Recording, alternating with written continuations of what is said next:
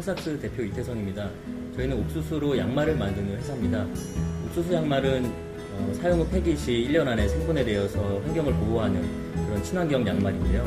옥수수로 제품을 만드는 다양한 회사들이 있습니다. 하지만 그들은 식량으로서의 옥수수에 대한 가치에 대해서 언급하지 않고 있는데요. 저희는 이 옥수수 양말을 판매해서 빈곤국가에 옥수수 종자 보급을 하는 그런 사업을 진행하고 있습니다. 여러분 잘 부탁드립니다. 감사합니다. 저 콘삭스 대표 이태석입니다. 저희는 옥수수로 어떻게 더 나은 세상을 만들 수 있는지, 그리고 또 어떻게 옥수수를 더 가치 있게 사용할 수 있는지에 대해서 말씀드리기 위해서 나왔는데요. 저희는 이 회사 이름에서도 알 수 있듯이 콘삭스 옥수수 양말입니다. 저희가 왜 양말을 선택하게 됐는지, 그리고 또 왜 옥수수를 굳이 선택하게 됐는지, 또 옥수수에서 어떤 문제들을 발견했는지에 대해서 말씀드리겠습니다. 저희는 처음 양말이라는 아이템에 주목했습니다. 양말은 누구나 신고 또 언제나 필요하고 비교적 소비 패턴이 빠른 아이템입니다. 양말이라는 아이템을 선정하고 가만히 들여다보니 그 안에는 가난했던 시절 아버지의 구멍난 양말, 또 꿰매지는 양말 등 양말 안에는 따뜻함 혹은 가난함, 삶이라는 컨텐츠가 들어있었습니다. 그리고 어린 시절 크리스마스 이브날 산타크로스 할아버지에게 선물을 받기 위해서 양말을 머리맡에 두었었던 소중한 추억들이 있었고요. 처음에는 이렇게 따뜻한 컨텐츠가 담긴 양말이라는 것을 소외된 이웃들과 좀 나누기 위한 프로젝트를 진행했습니다. 양말은 패션 상품입니다. 패션 상품인데 양말을 만들려고 패션 산업에 대해서 공부를 하다 보니 우리가 알고 있었던 그 양말에 사용되는 면이나 석유 섬유에 의해서 추출한 섬유들로 인해서 환경오염이라는 문제에 봉착하게 됐었습니다. 이때 사실 우리가 친환경이라고 흔히 생각했었던 면섬유가 환경을 오염시키는 가장 중요한 섬유라는 사실을 이때 알게 됐었고요. 그래서 저희는 어떻게 하면 생산부터 폐기까지 환경적으로 영향을 최소화할 수 있는 섬유가 무엇일까를 공부하기 시작했고요. 그때 옥수수를 발견하게 되었습니다. 옥수수가 저기 살짝 올라오고 있는데요. 이 옥수수 섬유는 가장 중요한 특징은 폐기 시 땅 속에 매립했을 때 1년 안에 생분해되는 특징을 가지고 있습니다. 그림을 보시면 조금 더 직관적으로 알 수 있는데요. 옥수수로 만든 제품이 47주, 약 1년 안에 생분해되는 과정을 나타냅니다. 이 그래프는 옥수수 섬유를 타 섬유와 비교한 것인데요. 온실가스 배출량이나 비재생 에너지 사용량이 다른 섬유에 비해서 확연히 차이가 나는 것을 알 수 있습니다. 또 옥수수 섬유는 생분해되는 특징 외에 인체 피부 친화적인 특징이 있습니다. 그래서 얼마 전에도 그런 아토피의 예방에도 좋은 효과를 얻는다는 연구 결과가 발표돼서 아동용 의류나 또 아동용 식기 등으로 시장에서 많은 사랑을 받고 있고요. 그리고 의류로 제작했을 경우에 실크와 같은 강택감을 주기 때문에 가장 또 의류로 제작했을 때 우수한 기능을 가지고 있습니다.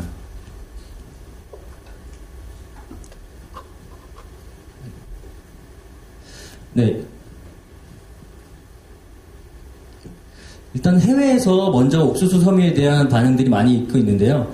의류로 제작되기도 하고 차량용 시트로 제작되기도 합니다. 국내에서는 이 옥수수 웨딩드레스가 많이 사랑을 받기도 했는데요.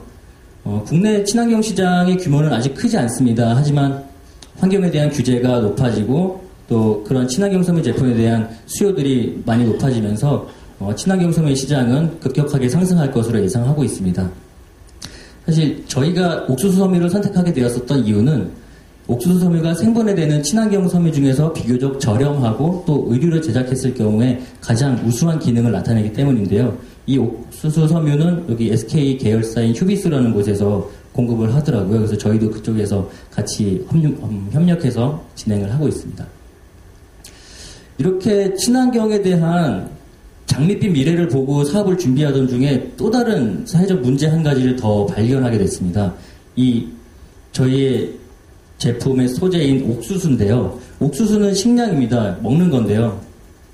옥수수로 무엇인가 제품을 만들므로 인해서 이때 저희가 발견했었던 문제는 제3세계 빈곤이라는 문제였습니다.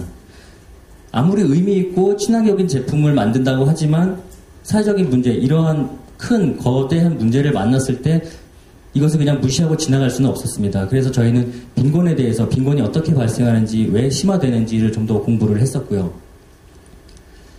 사실 곡물 가격 상승에 따른 영양 부족 인구 현황은 다음과 같습니다. 아시아, 아프리카, 남미 지방을 통해서 약 7,500만 명에 이르거든요.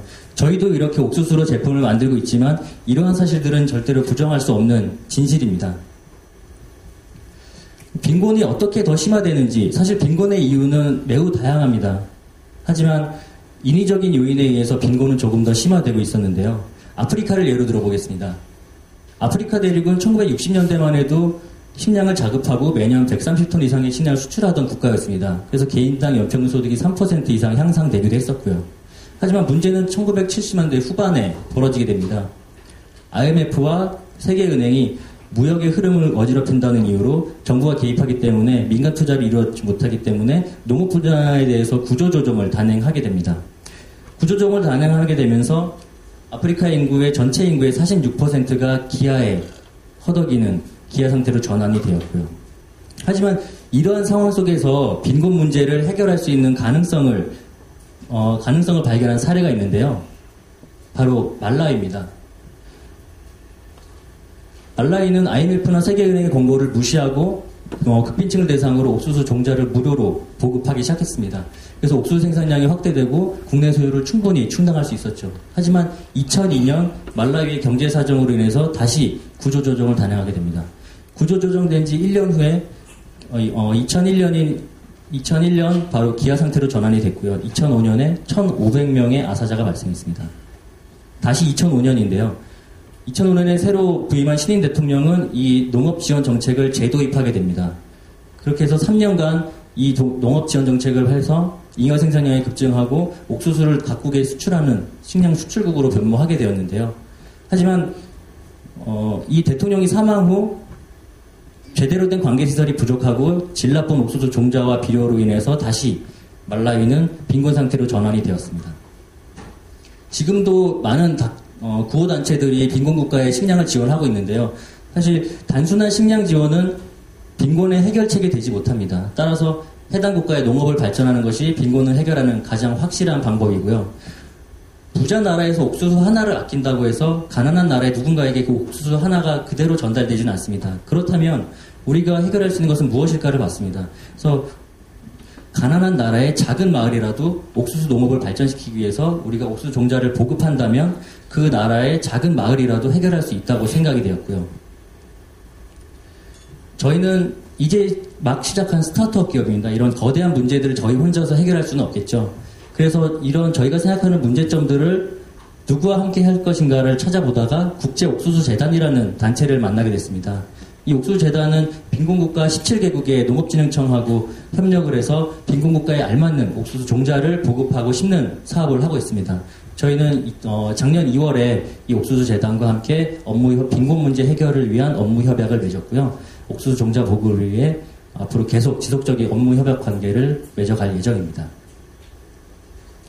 저희가 제시하는 비즈니스 모델은 대단히 단순합니다. 옥수수 친환경 서민한 컨텐츠가 담긴 양말을 제작합니다.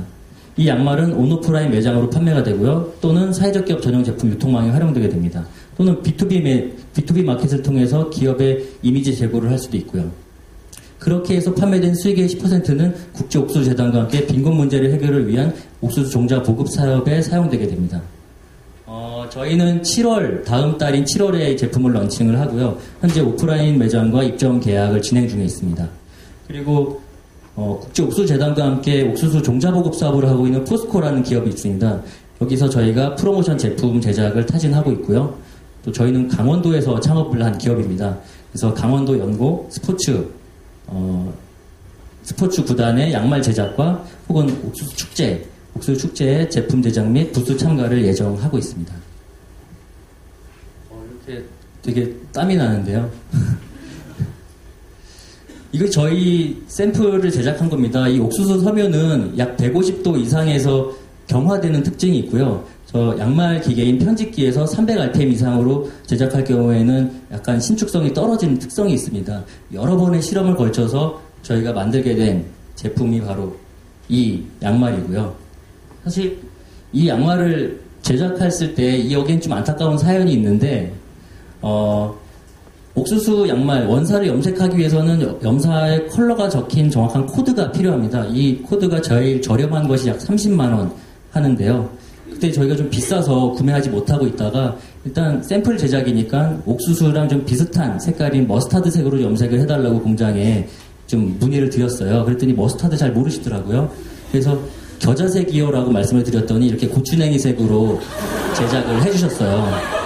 그래서 그 다음에 바로 저희는 그냥 컬러북을 바로 구입을 했고요. 근데 만들고 나니까 이렇게 좀 군용 양말 같더라고요. 그래서 저희 다음 목표는 군납을 예정하고 있습니다. 그러면 이 옥수수 양말을 판매해서 어떤 효과를 얻을 것인지에 대해서 말씀드리겠는데요. 옥수수 한 개에서 양말 2켤레가 제작이 가능합니다. 이 양말 2켤레를 판매할 경우 옥수수 재단에 기부가 돼서 빈곤국가 한 사람이 2주일간 먹을 수 있는 옥수수 8kg 약 34개를 생산할 수가 있고요. 만일 100개 옥수수로 양말을 제작할 경우에는 빈곤국가 한 사람이 3년 이상 살 수 있는 3,400개의 옥수수를 생산할 수가 있습니다. 저희는 양말을 더 많이 만들기 위해서 부자 나라의 옥수수를 심지는 않습니다. 빈곤의 문제를 해결하기 위해서 빈곤국가에 옥수수를 심어서 그들의 삶의 질을 더 향상시키기 위해서 옥수수를 심습니다. 이것은 3개년간 저희 판매 계획에 따른 사회적 효과에 대한 분석인데요. 2012년 약 8,460켤레를 판매할 경우 생산 가능한 옥수수의 양은 약 33톤이 됩니다. 이 양은 169명이 1년간 먹을 수 있는 옥수수의 양이 되고요. 2013년 146톤 730명, 그리고 2014년 1272명이 1년 동안 먹을 수 있는 옥수수의 양이 됩니다. 제품 제작에 투입되는 옥수수의 양보다 식량으로 먹을 수 있는 옥수수의 생산량이 약 34배가 높습니다. 사실 세계적으로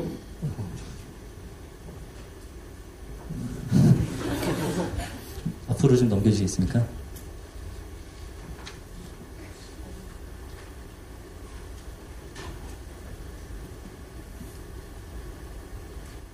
이 자리에 나면 안 떨릴 줄 알았는데 땀을 굉장히 많이 흘리고 있네요. 죄송합니다. 사실 옥수수로 제품을 만드는 기업들은 대단히 많습니다. 그리고 그들도 친환경 제품을 제작하고 환경에 대한 긍정적인 이야기만을 하죠. 하지만 옥수수에 대한 식량으로서의 옥수수에 대한 이야기는 어느 기업도 하지 않습니다.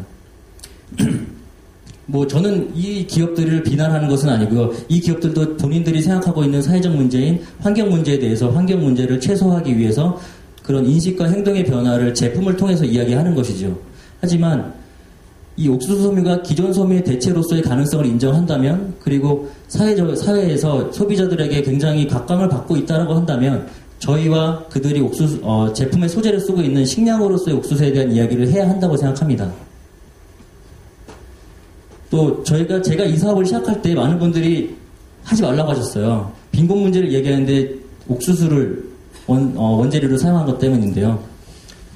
사실 저는 사회적 기업가로서 사회적 기업을 하고자 마음 먹었을 때 어떤 해당 문제를 발견했을 때 그 문제를 피해서 뒤돌려서 생각하지 않고 정면으로 돌파하는 것이 가장 중요한 해답이라고 생각을 했습니다. 그래서 제가 저희 콘삭스가 생각하는 사회적 기업가 정신을 말씀드리면서 발표를 마치겠습니다. 바로 측은지심인데요. 중국의 맹자가 이야기했던 사다문 중에 하나입니다. 많은 분들이 사회적 기업을 이야기할 때 이 측은지심을 예로 말씀들을 많이 하시는데요. 이것이 정말 진정한 사회적 기업가의 정신일까요? 저는 그렇진 않다고 생각합니다.